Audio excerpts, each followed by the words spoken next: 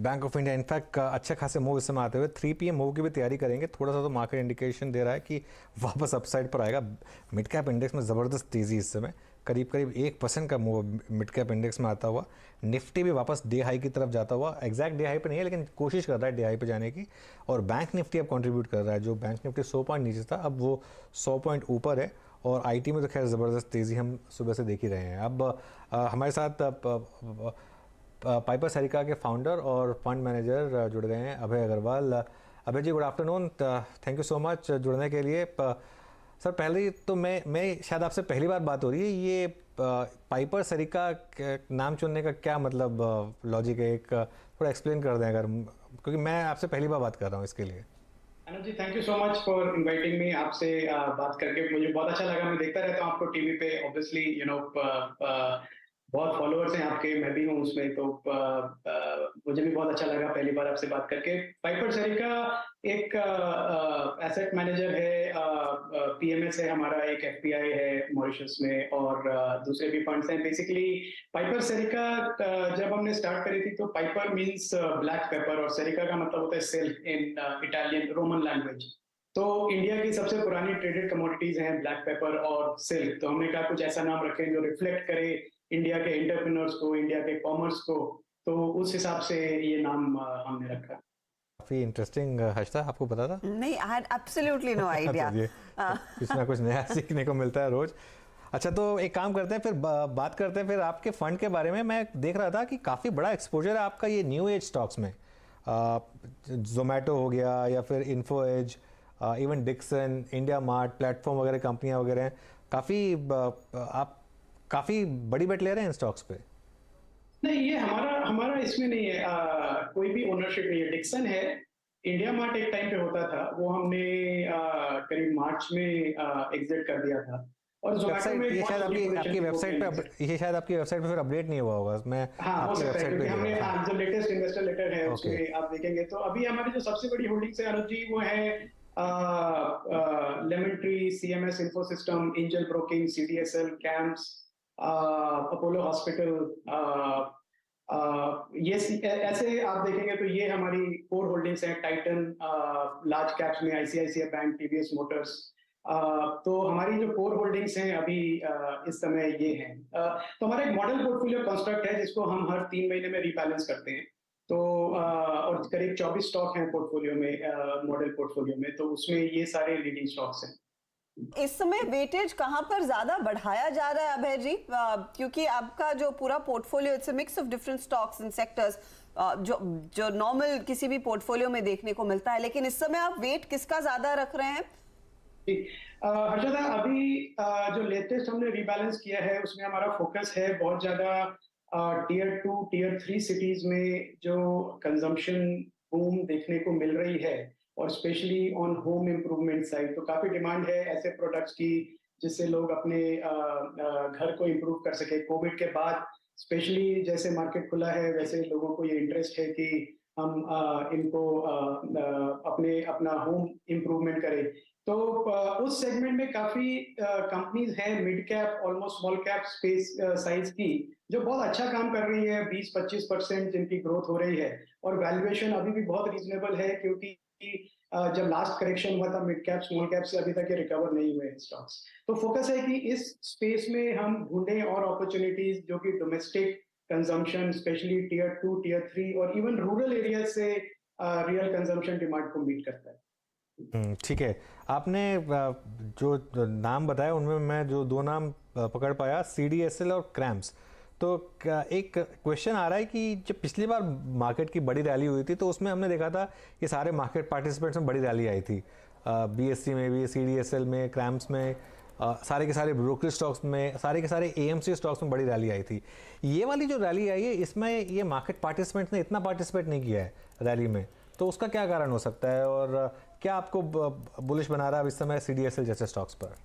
जी अनुज, ये एक जो रैली हुई है ये आप देखेंगे लार्जली लार्ज कैप में हुई है। तो निफ्टी 50 जो कि एक ultra large cap model portfolio आप कह सकते हैं, सबसे ज्यादा इनफ्लोज उसी में आया है। एफपीआई फ्लोज टिपिकली जाते हैं large ultra large cap stocks में, और एक फॉलो थ्रू रैली फिर होती है उसके बाद mid cap stock cap small cap में, जो अभी मेरे ख्याल से होनी शुरू हुई है। मुझे ये लगता है कि जो कैपिटल मार्केट की अगर बात करें, कैपिटल मार्केट इंफ्रास्ट्रक्चर की बात करें, तो उसमें बहुत इंपॉर्टेंट है सीडीएसएल, कैम्प्स, एंजल वन जो ब्रोकिंग कंपनी है, ऐसी कंपनीज बहुत इंपॉर्टेंट है कि अगर हमारा मार्केट कैप $3 ट्रिलियन से $6 ट्रिलियन जाएगा, तो उसमें एक wider participation of new investors बहुत जरूरी है, और दूसरा जो increasing participation by existing investors, ये दोनों बहुत बड़ी अपॉर्चुनिटीज है इन कंपनीज को। और सीडीएसएल और कैम्प्स एक दोनों बहुत स्ट्रॉन्ग लीडर्स हैं अपने स्पेस में इन टर्म्स ऑफ ग्रोथ, मतलब लिटरली डुओपोली है इस टाइम पे, और कंसोलिडेशन हो चुका है, न्यू प्लेयर की कोई जगह है नहीं अभी इस इंडस्ट्रीज में, और पूरा डिजिटल ट्रांजैक्शनल मॉडल है। तो मुझे लगता है कि ये ऐसी कंपनीज हैं जो कैपिटल मार्केट जैसे इंडिया में बढ़ेगा, इनको ऑटोमेटिकली बेनिफिट मिलता रहेगा, प्राइसिंग प्रेशर कुछ है नहीं, पूरा कैश इनकम है, डिविडेंड पे आउट बहुत ज्यादा है, 70% तक डिविडेंड पे आउट कर देते हैं प्रॉफिट का। तो उस हिसाब से मुझे लगता है कि ये तो कोर होल्डिंग्स हैं जो हमको काफी समय तक रखनी चाहिए। आपने इनफैक्ट अपने पहले कमेंट्री में कहा था कि आप टियर 1 टियर 2 टाउन्स में कंजम्पशन थीम को भी ट्रैक कर रहे हैं मिस्टर अग्रवाल। अब तक हमने यही नोटिस किया था इस के शेप रिकवरी में, अर्बन इंडिया में कंजम्पशन बढ़ा, लेकिन ग्रामीण इलाके छोटे शहरों में वो पिकअप नहीं देखने को मिला है। ऑन ग्राउंड आपने क्या कुछ बदलाव देखा है कि आप इस कंजम्पशन थीम को इन छोटे टाउन्स में जो इम्पैक्ट करेंगी कंपनियां उनको चेज कर रहे हैं? जी, एक बहुत बड़ा डिफरेंस मैंने देखा है पिछले साल भर में कि जिन कंपनीज ने कोविड के टाइम पे और उसके बाद जब हालात मुश्किल थे, उस समय जिन्होंने अपना रियल डिस्ट्रीब्यूशन सेटअप किया टियर 2 टियर 3 सिटीज में, जिन्होंने मेहनत करके अपने शोरूम खोले, लोगों को ट्रेन किया, सिखाया, उन कंपनीज को इस समय बहुत फायदा मिल रहा है, क्योंकि ये जो कंजप्शन है ये ऑन ग्राउंड हो रहा है। तो जो कस्टमर्स हैं उनकी एस्पिरेशन में कोई कमी नहीं है, वो रहते चाहे छोटे शहर में है पर उनकी एस्पिरेशन बड़े शहर से कम नहीं है। तो जो वो चाहते हैं उनको अगर मिले अपने शहर में तो वो लेने को तैयार है। तो आप देखें, पेंट की डिमांड, गाड़ियों की डिमांड, टू व्हीलर की डिमांड, इलेक्ट्रिक अप्लायंसेस की डिमांड, बड़े टीवीज की demand, mobile phones, entertainment, digital consumption जितना हो रहा है ई कॉमर्स प्लेटफॉर्म के थ्रू, तो हमारी नजर इन कंपनीज पे है कि जिन्होंने मेहनत करके वो इन कस्टमर्स के पास पहुंच गए हैं, जिन्होंने अपना डिस्ट्रीब्यूशन नेटवर्क, रिटेल इन शहरों में, अगले 3-4 साल में उनको बहुत ज्यादा फायदा होगा। तो जैसे लेमन ट्री है एक, वो भी आपने एक मेंशन किया था, होटल्स में जो इतनी बड़ी रैली हुई है, सिर्फ लेमन ट्री में नहीं बाकी इंडियन होटल्स में भी हमने देखी है, ये एक लग रहा है कि थोड़ा ओवर हो रहा है, या फिर इस लेवल पर भी आपको पसंद है? जी, मार्केट लेवल्स पे वैल्यूएशंस मुझे लगता है शायद थोड़ी स्ट्रेच हो गई हैं because of near term performance, पर एट द सेम टाइम अनुज एक ये भी हमको देखना पड़ेगा कि इन होटल्स ने जितनी ब्रॉड बेस्ड प्रेजेंस बनाई, ऐसे लेमन ट्री की बात करें, कोविड के पहले 4000 बेड थे, अब ऑलमोस्ट 10,000 बेड हो गए हैं। सो कोविड के टाइम पे भी एक्सपेंशन करना नहीं छोड़ा उन्होंने, और अब उनको उसका फायदा मिल रहा है। तो ऑपरेटिंग लेवरेज अनुज इस बिजनेस में बहुत ज्यादा है, क्योंकि एक तो आपके रूम्स बढ़ रहे हैं, नंबर ऑफ रूम्स, और दूसरा आपका जो रूम का टैरिफ है वो बढ़ रहा है, ARR। तो आपको एक ज्योमेट्रिकल एक्सपेंशन मिलता है अपनी अर्निंग्स में। और जैसे जैसे डिमांड, स्पेशली जो करंट क्वार्टर है जिसमें हम हैं अभी, जब 32 लाख शादियां हो रही हैं, तो और बिजनेस ट्रैवल भी पिकअप हो गया, और लेमन ट्री ज्यादातर बिजनेस ट्रैवल को केटर करता है। तो मुझे लगता है कि हो सकता है नियर टर्म में वैल्यूएशन स्ट्रेच हो गई हो, पर अगले 2-3 साल तक मैं देखूं तो एक क्लियर रनवे है ग्रोथ का इन होटल चेन्स के पास। ये बताइए इस समय अग्रवाल साहब, आपका रवैया क्या है इन न्यूली लिस्टेड कंपनियों में? क्योंकि आज देखिए पेटीएम का स्टॉक उस एनालिस्ट मीट से पहले 5% ऊपर, नियरली 4.5 to 5% के गेन्स। अब बाजार शायद कुछ ऐसा एक्सपेक्ट कर रहा है और क्लैरिटी आएगी नंबर्स को कैसे रिवाइज किया जाए और प्रॉफिटेबिलिटी की तरफ EBITDA पॉजिटिव कैसे हो। एंड ऑफ कोर्स जोमेटो जो कल के ब्लॉक के बाद स्टेबल है एंड 66 के आसपास ट्रेड करता हुआ। इन पर कोई नई पोजीशन आप लोग ले रहे हैं, कोई विचार है? जी देखते रहते हैं हर्षदा इन सब कंपनीज को, क्योंकि obviously as a market participant we want to keep our options open. पर इनमें मेरे को दो प्रॉब्लम्स नजर आ रही है अभी भी, डिस्पाइट द फैक्ट कि ये काफी बीटन डाउन है अपने लिस्टिंग प्राइस से और 52 वीक हाई से भी, हर तरह से देखें तो।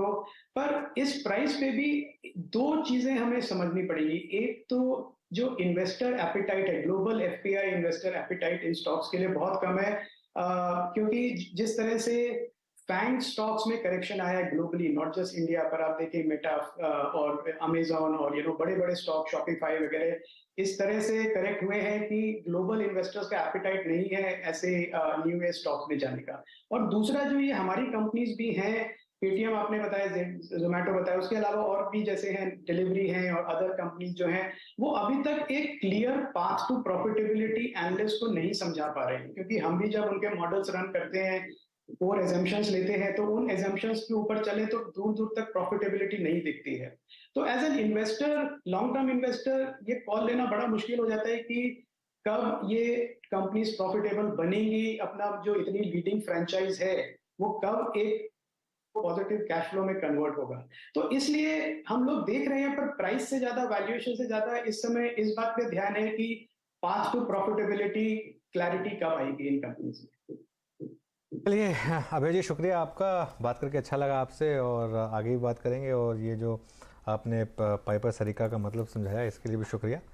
और ये सारे स्टॉक्स जो हमने चर्चा की ये ऑब्वियसली इनके पोर्टफोलियो में होंगे, तो वो डिस्क्लेमर भी हम चला देंगे। अब एक काम करते हैं, एक बार ज़रा मार्केट पर नज़र रखते हैं, उसके बाद यतिन के पास चलते हैं डीलिंग रूम चेक के लिए। मार्केट में आज 3 PM में मूव में कुछ खास है नहीं।